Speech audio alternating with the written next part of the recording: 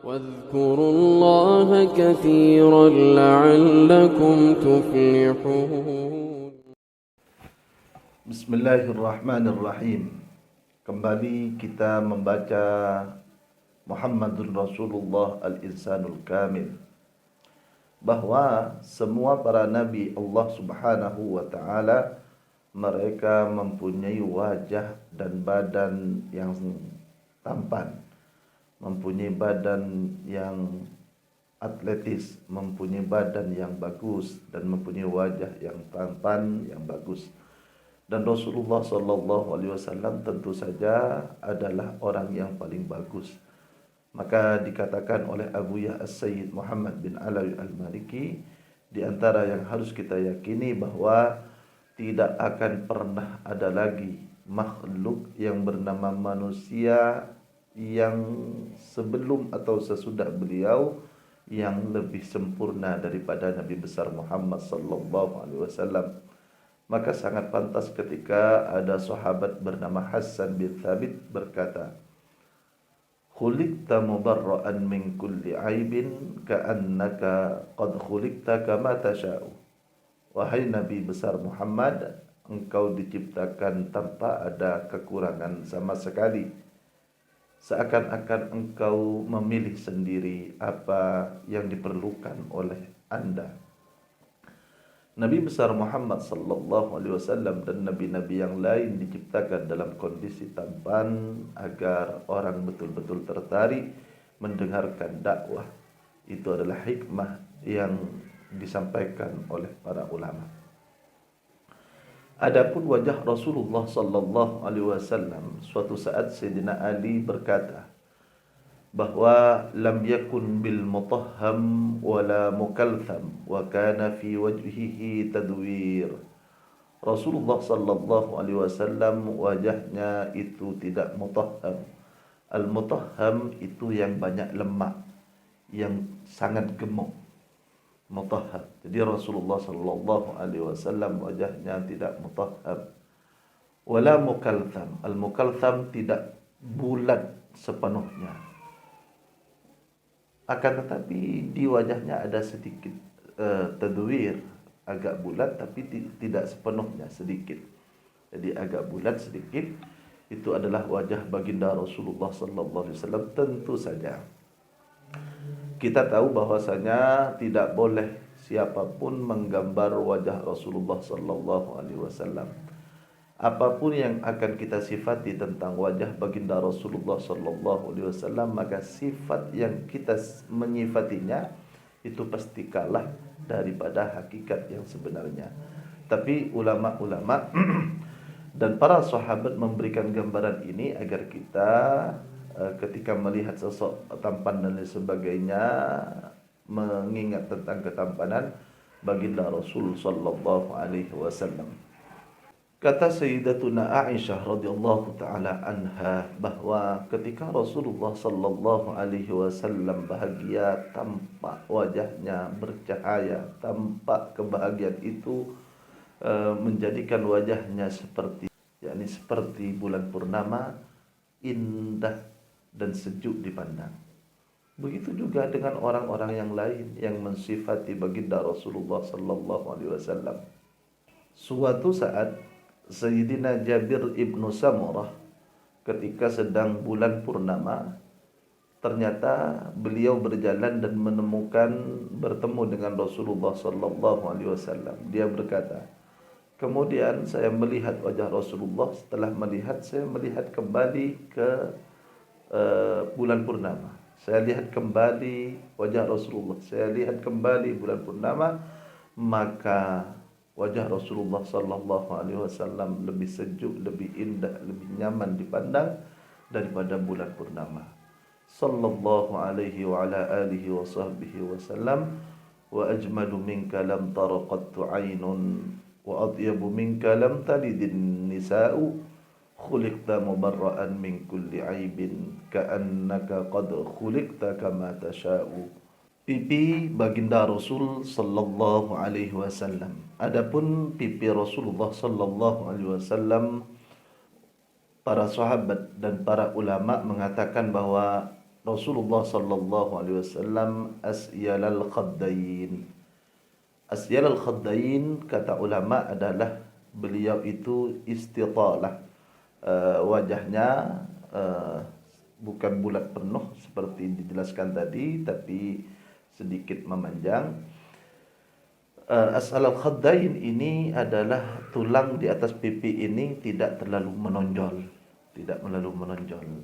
Jadi itu disebut dengan asyalal khaddain, baginda Rasul sallallahu alaihi wasallam.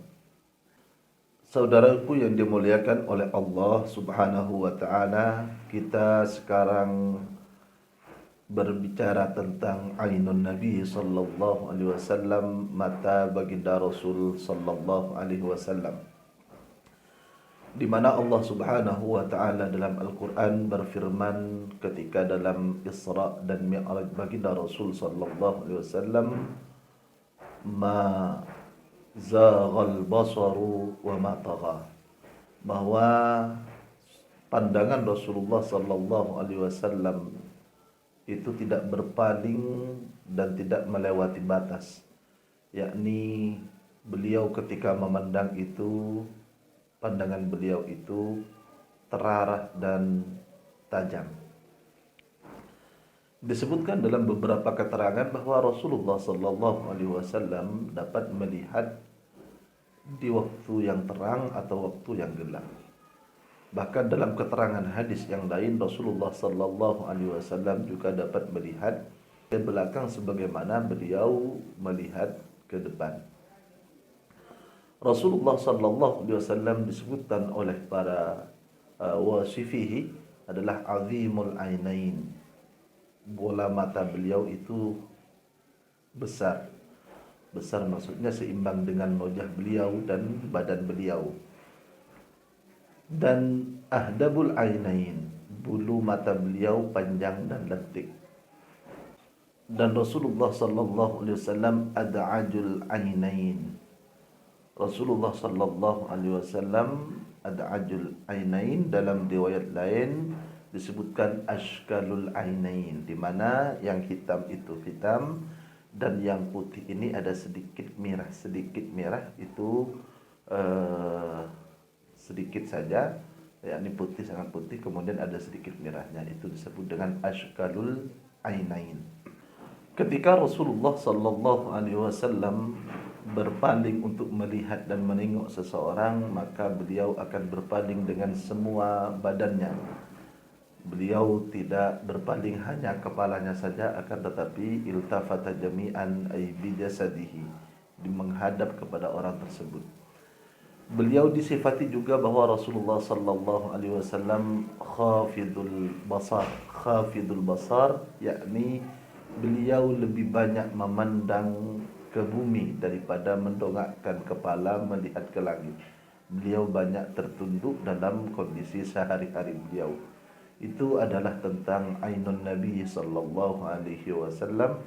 Ketika Rasulullah sallallahu alaihi wasallam beliau melakukan mulahadhah, memperhatikan sesuatu dengan seksama, maka beliau melihatnya dengan sedikit melirik ke atas. Jadi bisyikki bi syakki ainaihi ila sadr. Jadi melihatnya seperti ini. Ketika beliau melakukan mulahadhah, memperhatikan dengan seksama sesuatu, sallallahu alaihi wa ala alihi wa sahbihi wa sallam. Allahumma salli ala sayyidina maulana Muhammad.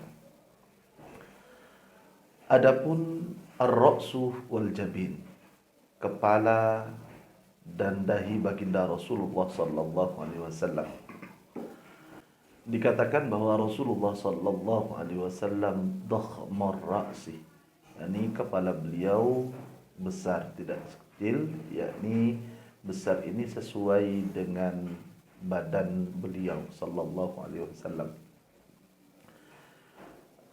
Ada banyak riwayat tentang jabhah, dahi tentang dahi baginda Rasul sallallahu alaihi wasallam. Sayyidina Ali pernah mengatakan saltul jabhah, atau dalam riwayat lain azimul jabhah. Kesemuanya itu mengarah pada aywadihal jabhah, Itu sangat jelas, dahi beliau itu jelas. Al-hajib, alis baginda Rasulullah sallallahu alaihi wasallam, kan azajjal hajibain. Azajjal hajibain yakni alis beliau ni diqqah fitul, panjang dan sempurna, dan noniul hajibain yakni berbentuk seperti non.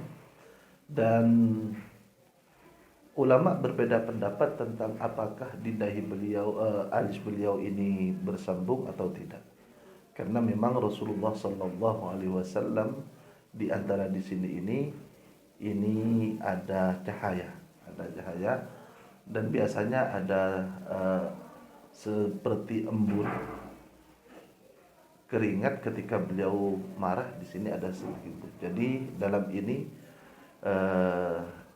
ada perbedaan ulama, namun dalam kitab Abu Ya'id Muhammad bin Alawi Al-Maliki ini tidak sampai bersambung kedua alis beliau, tapi sempurna alis beliau. Azajjal hajibain sallallahu alaihi wa ala alihi wa sahbihi wasallam. Rasulullah sallallahu alaihi wasallam dalam al-anfuh, beliau disifati dengan aqnal anfi. Aqnal anfi ini disebutkan di sini irtifa'u a'lahu, posisi atasnya tinggi, wahdida buwasati, ada sedikit merendah atau bengkok sedikit di tengah-tengahnya, wasubu tarafihi, panjang ujungnya, dan wadikil min kharain, beliau itu lubang hidung beliau tidak lebar tapi agak sempit. Yakni adalah yang paling sempurna dari baginda Rasulullah sallallahu alaihi wasallam dan sesuai dengan badannya. Inti daripada sifat-sifat ini, jangan kita melihat bahwa sifat-sifat ini adalah sifat-sifat yang seakan-akan kurang cocok dan lain sebagainya. Kalau kita melihat, maka itu adalah yang terbaik, dan tidak ada makhluk yang terbaik paling tampan melebihi baginda Rasul sallallahu alaihi wasallam. Rasulullah sallallahu alaihi wasallam juga disebutkan dengan dhali'ul fam. Dhali'ul fam ini dimaksud adalah azimuhu. Mohon maaf, lisan baginda Rasulullah sallallahu alaihi wasallam bukan lisan kecil tapi agak besar sesuai dengan badan beliau. Dan di sini dijelaskan bahwa memang orang-orang Arab itu memuji terhadap yang lisan agak besar ini. Kemudian Rasulullah sallallahu alaihi wasallam di sini disebut dengan beliau Rasulullah sallallahu alaihi wasallam disebut dengan muflijul asnan. Jadi gigi beliau itu tidak sangat rapat, tapi ada beberapa sedikit tidak rapat, tidak sangat rapat.